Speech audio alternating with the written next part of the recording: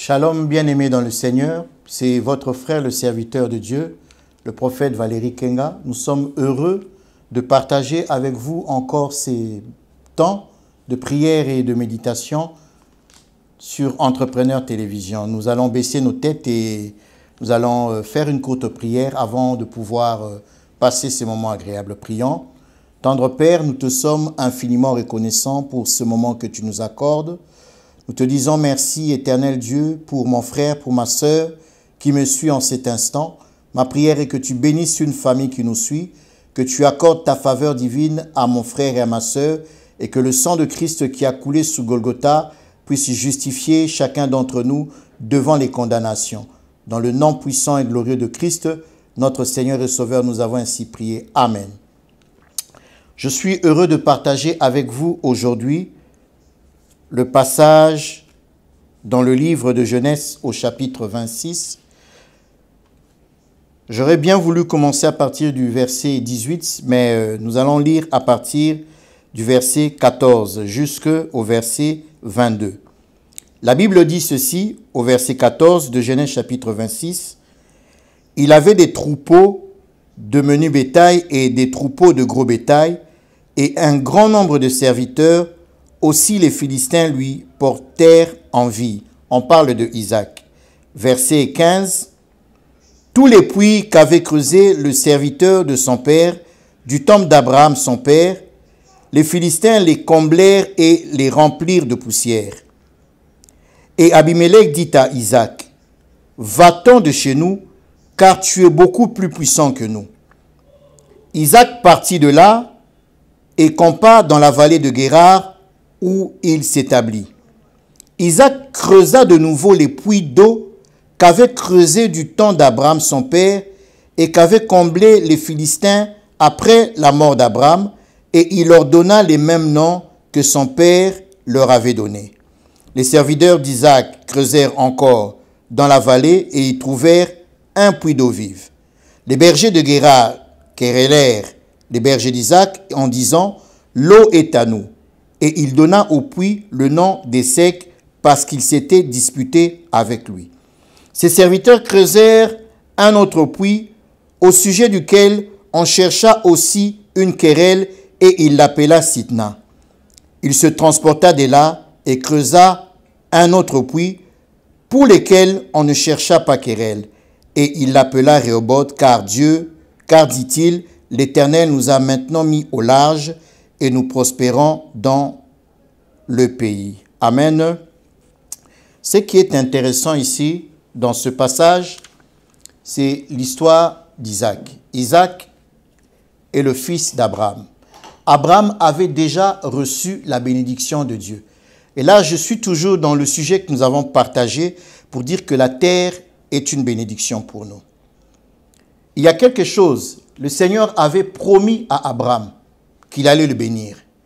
Et donc, quand Abraham est décédé, la bénédiction que Dieu avait donnée à Abraham, Isaac en a aussi bénéficié.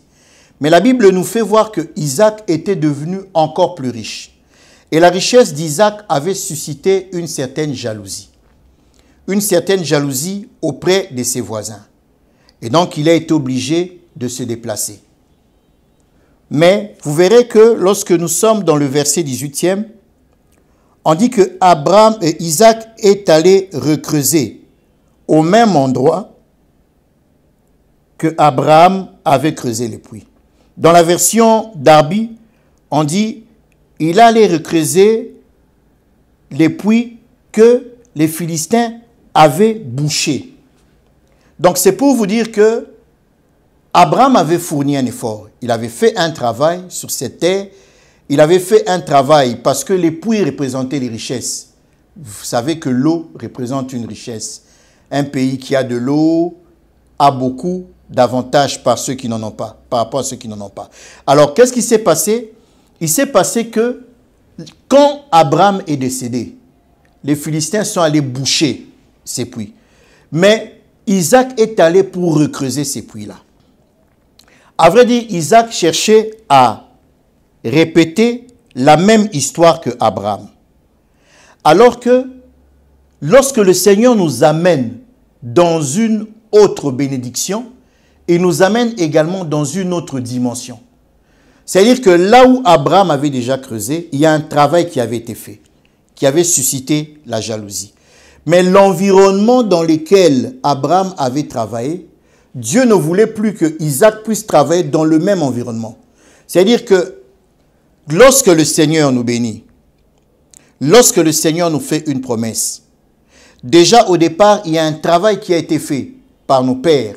Et même là, je vais parler même sous le plan spirituel. Les pères placent les fondements. Il y a un travail qui a été fait au début. Et le fils a bénéficié du travail que le père avait fait. Mais comme le Seigneur avait parlé de bénédiction, le Seigneur dit, mon serviteur montera, il prospérera. Il était question que Isaac puisse se déplacer. Il y a certains mouvements qui se font par rapport à certains endroits parce que ces mouvements-là appellent une certaine bénédiction. Je vais prendre un exemple même pour mon cas. Il y a certains milieux où, quand vous habitez là, le Seigneur peut ne pas vous donner ce qu'il veut vous donner. Ou il y a certains milieux, quand vous venez avec une certaine richesse, pouvez être dépouillé à cause de l'environnement, à cause de l'atmosphère qui se trouve dans l'environnement. Et c'est le cas. Vous savez, cette histoire de terre, c'est une histoire qui demande beaucoup de sagesse. C'est une histoire qui demande également à être à l'écoute du Saint-Esprit.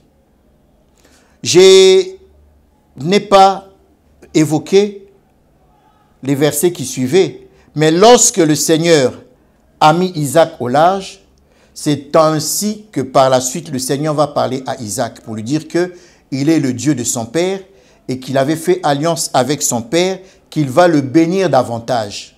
Vous voyez, le Seigneur a voulu que Isaac puisse quitter. Les circonstances ont permis, ont fait que les choses puissent se passer comme telles, que tous ceux qui étaient là, les bergers, que ce soit le roi, ont voulu qu'il puisse partir. Mais lui avait quitté, mais c'est le Seigneur qui est maître des temps et des circonstances qui avait permis ce déplacement-là. Il peut y arriver des fois dans la vie où on se retrouve dans une situation où on a l'impression que les gens nous en veulent. Au salé le roboé, au moni baté les mélios, au salé le roboé, au moni baté les mélios. Mais c'est le Seigneur qui est maître des temps et des circonstances qui permet certaines histoires pour que nous puissions nous retrouver à l'endroit où il veut que nous puissions être. Oui, j'aimerais dire à quelqu'un qui me suit aujourd'hui, même si tu es en train de traverser des moments difficiles, tu as l'impression que ce que tu cherches à faire ne marche pas, ça ne colle pas.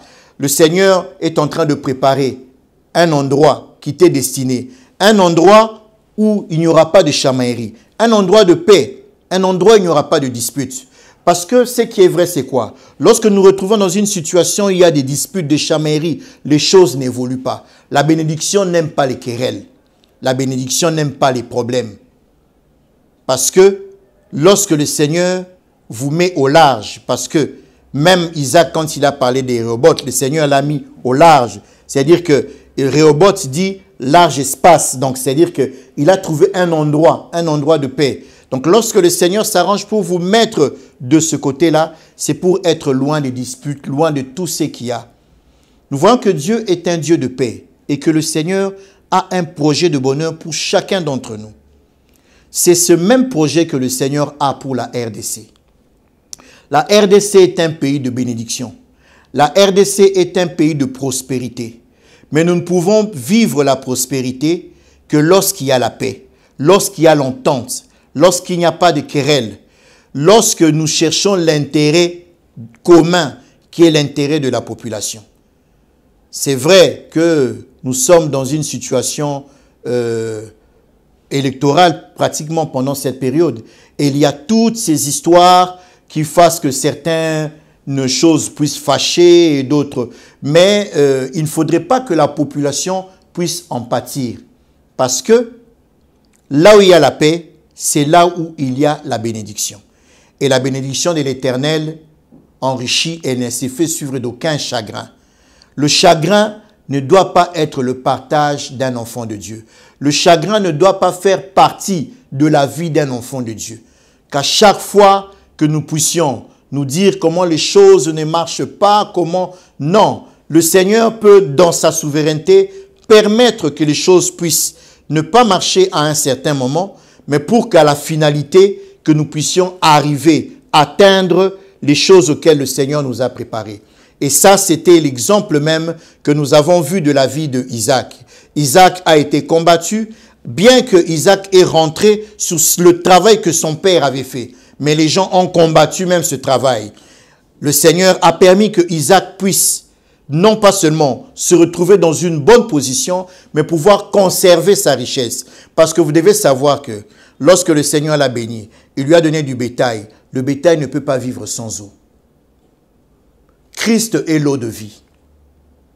Toi qui me suis, le Seigneur t'a béni. Le Seigneur t'a donné la richesse. Le Seigneur t'a rendu prospère. Il t'a béni spirituellement. Il t'a béni financièrement. Il t'a béni physiquement. Tu dois savoir une chose, que tu as besoin de l'eau.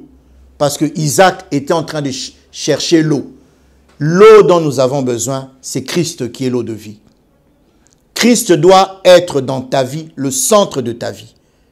Si nous n'avons pas Christ dans notre vie, bien que nous ayons des richesses, cette richesse peut finir par disparaître. Nous avons besoin de Dieu dans notre vie. Nous avons besoin de Christ. Il doit être au centre de toutes nos décisions. Il doit être au centre de tout ce que nous faisons. Le Congo a besoin de Christ. Le Congo a besoin de marcher avec Christ. Nous devons nous conformer à la parole de Dieu et nous devons nous conformer également à sa volonté parfaite. Nous devons marcher comme des enfants de Dieu. C'est très important. Mes frères et sœurs, que le Seigneur vous bénisse abondamment. Nous vous aimons et nous sommes heureux de partager avec vous ces instants de méditation. Nous aimerons également que si vous avez des sujets de prière, que vous puissiez les donner pour que nous puissions également échanger. Vous avez le numéro de téléphone qui est en bas. N'hésitez pas de nous appeler. N'hésitez pas en tout cas d'échanger avec nous pour que nous puissions ensemble vivre la paix du Seigneur, que nos familles puissent être restaurées et que le Congo entier puisse être également restauré dans le nom puissant de Jésus-Christ, notre Seigneur et Sauveur. Que Dieu vous bénisse abondamment. C'était votre frère, le prophète Valérie Kenga. Merci.